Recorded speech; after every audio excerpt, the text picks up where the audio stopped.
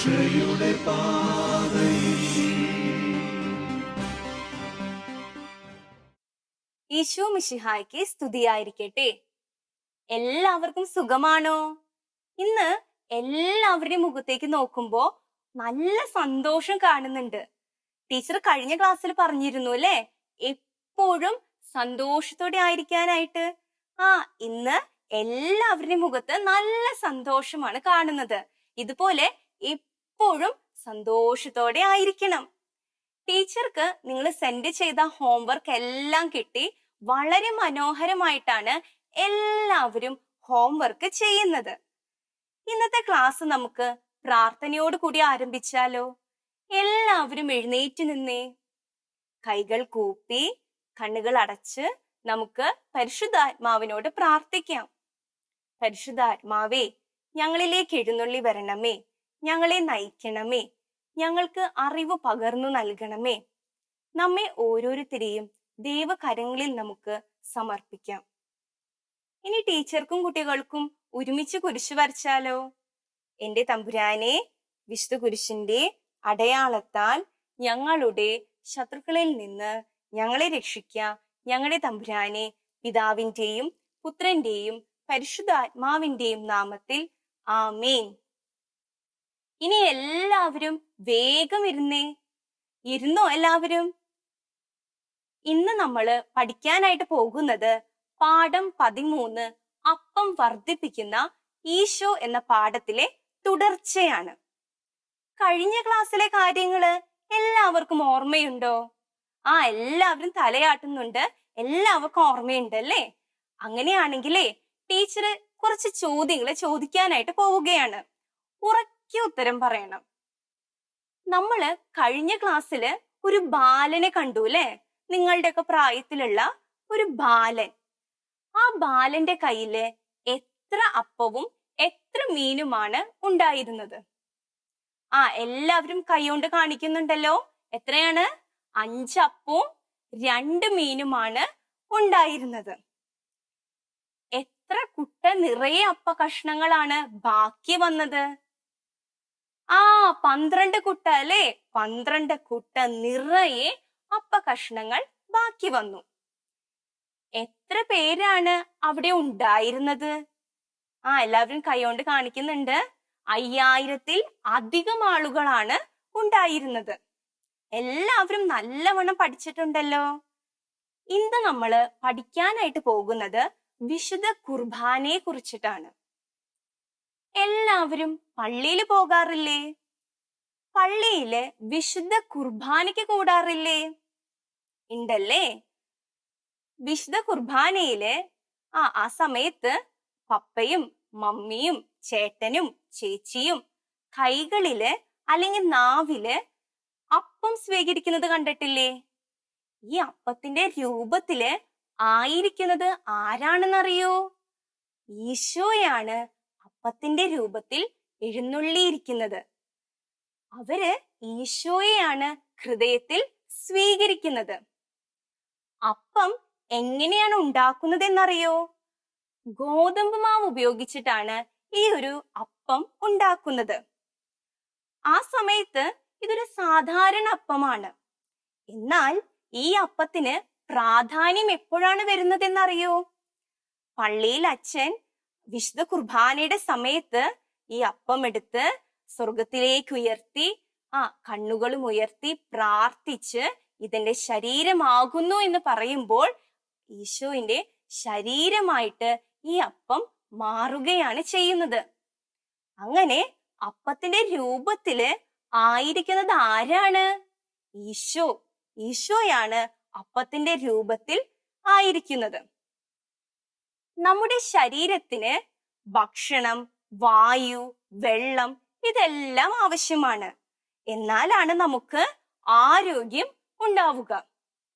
ഇതുപോലെ നമ്മുടെ എല്ലാവരുടെയും ഉള്ളില് ഓരോ ആത്മാവുണ്ട്. ഈ ആത്മാവിന്റെ ഭക്ഷണം എന്താണെന്നറിയോ? വിശുദ്ധ കുർബാനയാണ് ആത്മാവിന്റെ ഭക്ഷണം. വിശുദ്ധ കുർബാന സ്ഥാപിച്ചത് ഈശോയാണ്. വിശുദ്ധ കുർബാനയാണ് ജീവന്റെ അപ്പം.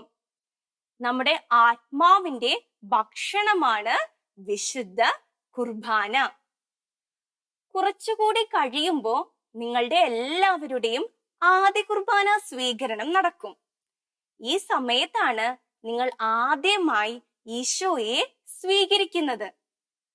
എന്തോരം അനുഗ്രഹമാണല്ലേ ഈശോ നമുക്ക് നൽകുന്നത്.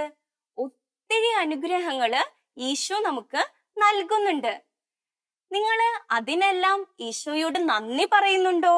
ടീച്ചർ കഴിഞ്ഞ ക്ലാസ്സിൽ പറഞ്ഞിരുന്നു ഈശോയ്ക്ക് നന്ദി പറയണമെന്ന്. രാവിലെയും രാത്രിയും നന്ദി പറയണം. എല്ലാവരും നന്ദി പറഞ്ഞോ? തലയാട്ടുന്നുണ്ട് എല്ലാവരും. എല്ലാവരും എഴുന്നേറ്റ് നിന്നേ. നമുക്കൊരു കൊച്ചു പാട്ട് പാടിയാലോ? എഴുന്നേറ്റ് നിന്നോ എല്ലാവരും?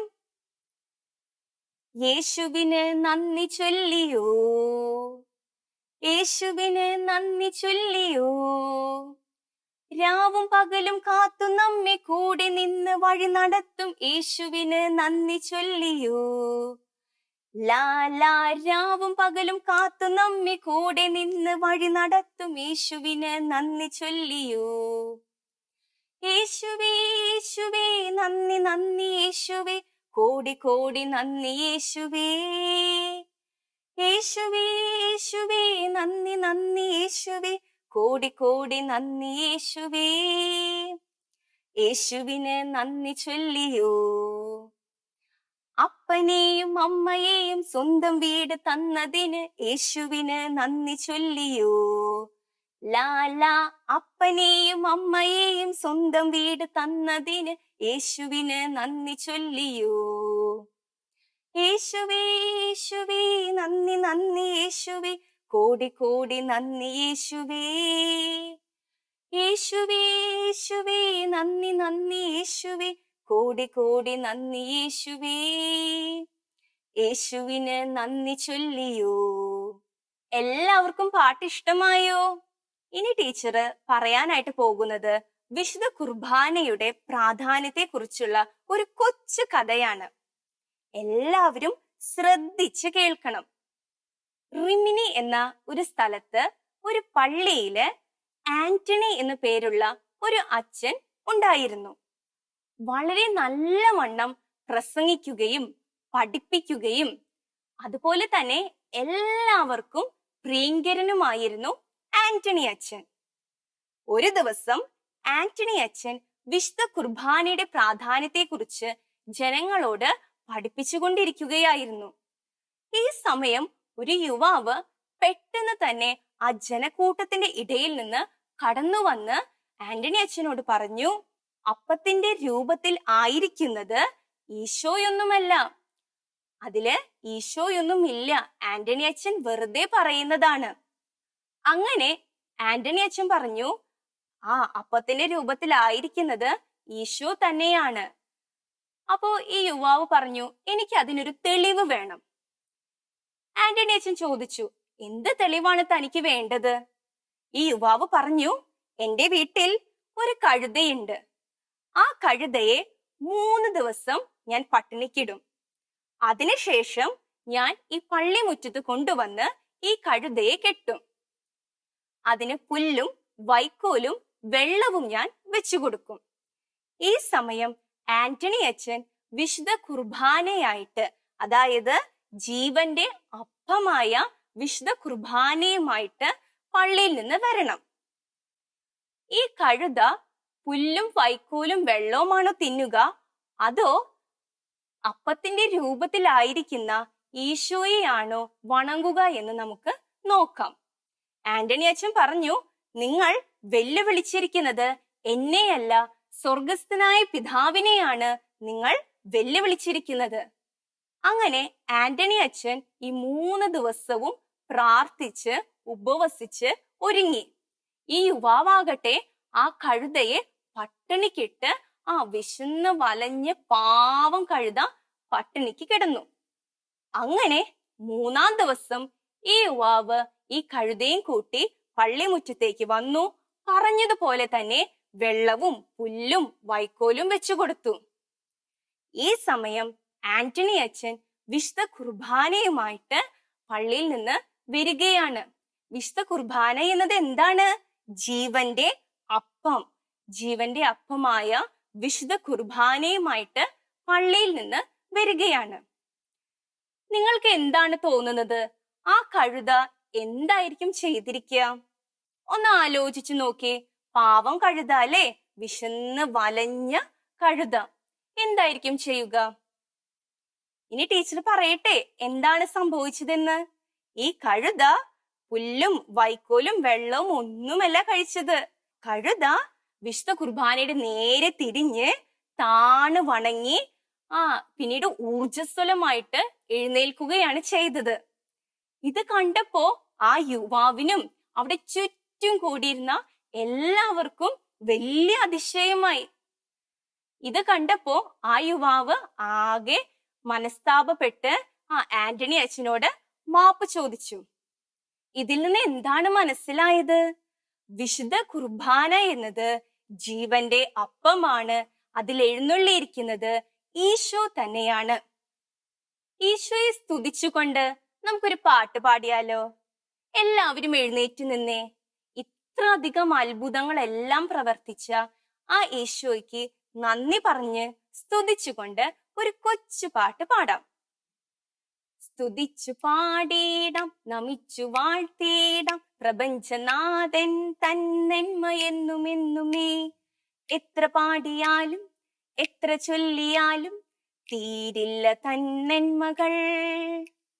ഓ ലാല ഓ ലാല തീരില്ല തന്നെന്മകൾ. സ്തുതിച്ചു പാടിയിടാം, നമിച്ചു വാഴ്ത്തിയിടാം, പ്രപഞ്ചനാഥൻ തന്നെന്മയെന്നുമെന്നുമേ.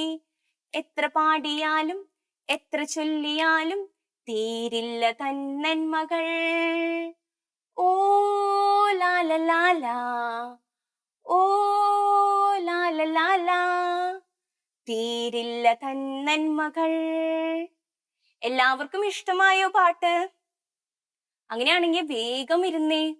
നിങ്ങളുടെ പേജ് നമ്പർ 59 കുറച്ച് കുട്ടകൾ കൊടുത്തിട്ടുണ്ട്. എത്ര കുട്ടകളുണ്ട്? 5 കുട്ടകളുണ്ട് അല്ലേ? ആ 5 കുട്ടകളുമേ ഓരോ വാക്ക് എഴുതിയിട്ടുണ്ട്. ആ വാക്കുകളെല്ലാം കൂട്ടിച്ചേർക്കുമ്പോ ഒരു വാക്യം കിട്ടും. അത് നിങ്ങളുടെ ടെക്സ്റ്റ് ബുക്കിലുള്ള ഒരു വാക്യമാണ്. ഇത് കണ്ടുപിടിച്ചതിന് ശേഷം ടീച്ചർക്ക് ഫോട്ടോ എടുത്ത് സെൻഡ് ചെയ്യണം. അടുത്തതായിട്ട് പേജ് നമ്പർ 60 കാസയും ഈശോയുടെ ശരീരമാകുന്ന അപ്പവും നിങ്ങൾക്ക് കാണാനായിട്ട് സാധിക്കും. അത് നിങ്ങൾ വളരെ മനോഹരമായിട്ട് നിറം കൊടുക്കണം. എന്നിട്ട് അതും ടീച്ചർക്ക് ഫോട്ടോ എടുത്ത് സെൻഡ് ചെയ്യണം.